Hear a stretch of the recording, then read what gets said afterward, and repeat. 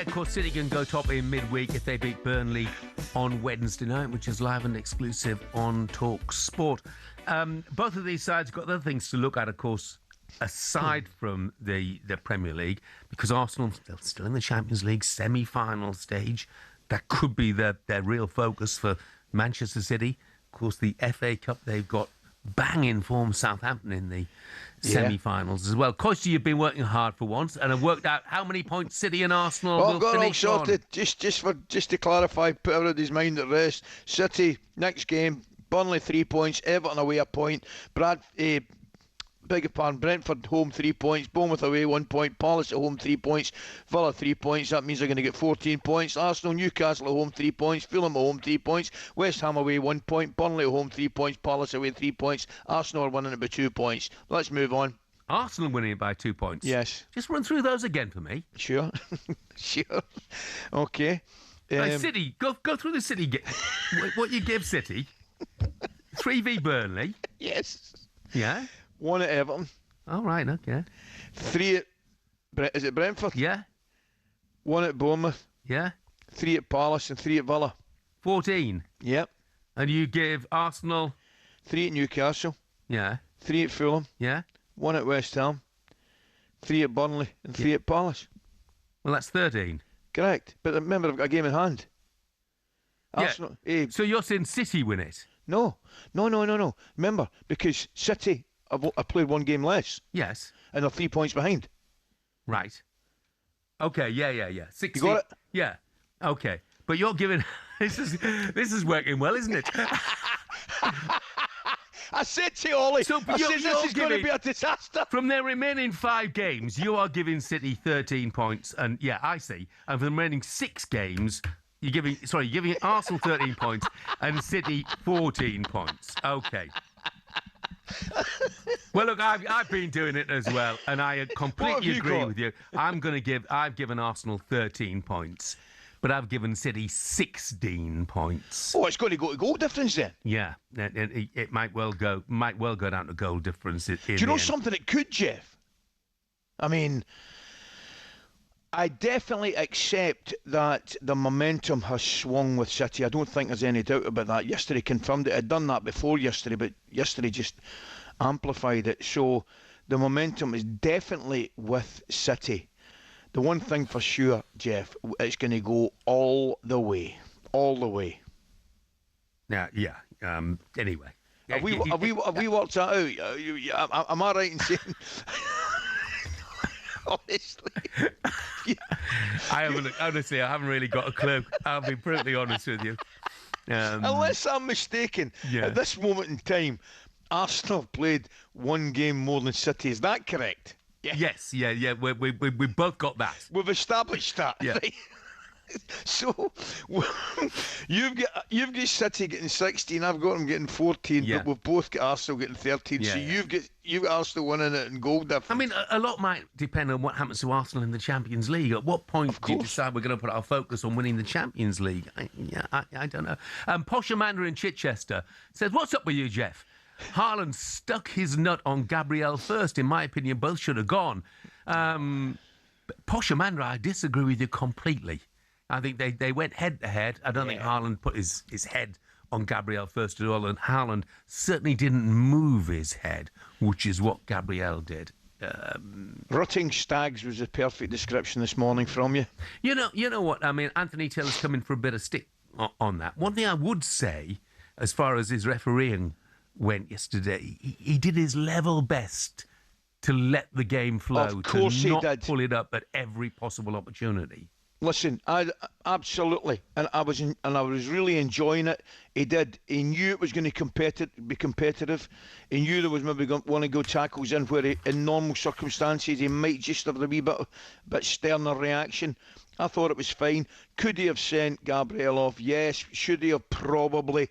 But I can't lie to you. I'm sitting there delighted that nobody gets sent off. Yeah, absolutely. Ian says, can we please get Ali on countdown for the maths round? Look, let's see if we can get any common sense from our next guest. It's Perry Groves. Morning, Perry. Morning, Grovesy. Morning, Rachel Riley and Carol Vorderman. It's an honour to be on this show. Yeah, we're both pretty useless when it comes the to bad maths, news, the for bad sure. news for you, Groves, is I think Jeff and I have still just got Arsenal winning it, mate. So that's the bad news for you, and it's the good news for City. Yeah, Well, no, I think I've got City just winning it. Anyway, never mind that. So, what did you make of Arsenal's performance yesterday, Perry?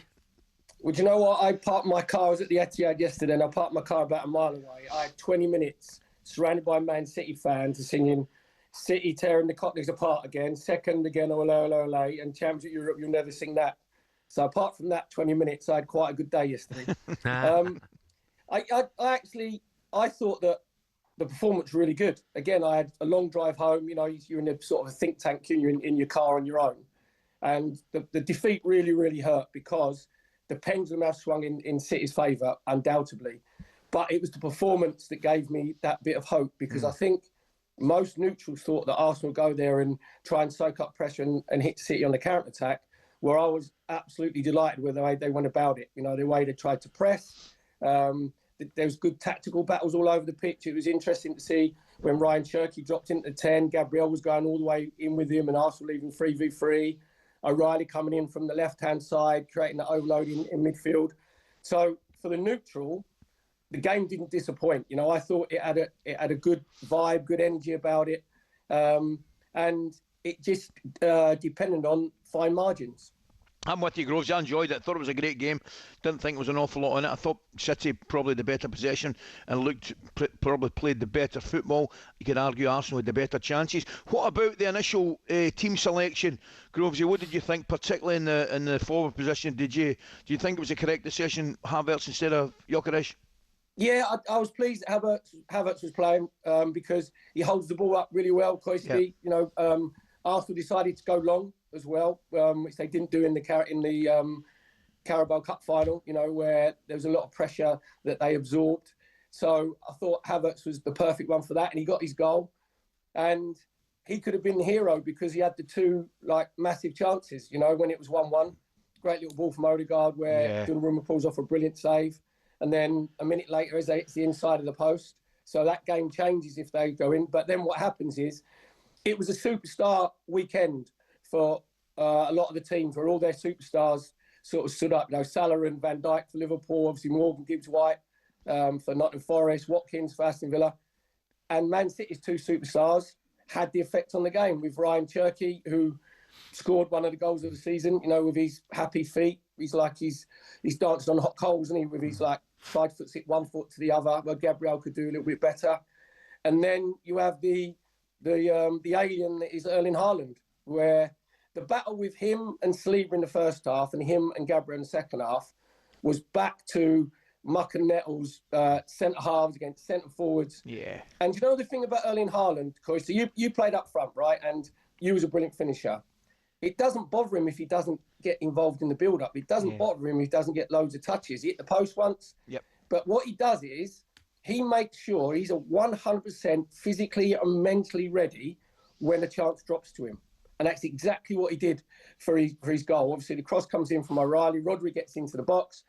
And then Haaland bullies Gabriel at the far post where you see him, he leans into him, he holds his shirt. Gabriel can't get in front of him. Brilliant. He keeps his balance. And he made that look quite easy, Koisty, and it wasn't. It was a difficult chance. Perry, will Arsenal still win it?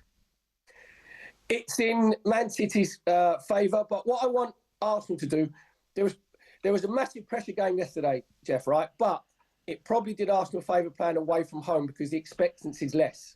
What Arsenal have to do now is they have to go on the front foot in every game that they're playing, starting against Newcastle on Saturday evening, where at the Emirates there's been a nervousness, and that happened in the Bournemouth game. I said at the beginning of the season, I thought that we'd win it, and I'm still going to stick to it because I think you could have a 1989 end of the season where it does come down to either goal difference or goal scored. So both teams have got to play Burnley, so Burnley could have a big say, you know, in where the title goes. But say Man City probably just deserved the win yesterday, but the atmosphere around the Etihad and the atmosphere for Man City fans was, to me, as if they thought that they'd won it. They thought they'd won it already. So if you was an Arsenal player, and Arsenal coaching staff, you'd want to sort of make sure you ram those songs that I had to take for that 20 minutes back down their throats. But the pendulum's definitely swung in Man City's favour. Perry Coyce took so much time in adding up his points that we've run out of time. So thanks very much indeed, mate. All the best, no worries, boys. Cheers, mate. Yeah, and Chris in Croydon said, listening to Ali City and Arsenal final game predictions, it's clear he must have hit his head when he fell off his chair at the weekend. Get him checked for concussion. Just for reference, I've got both sides finishing on 83 points, and Coyce, you got Arsenal finishing 2 points clear. Okay, we've got there in the end, I think.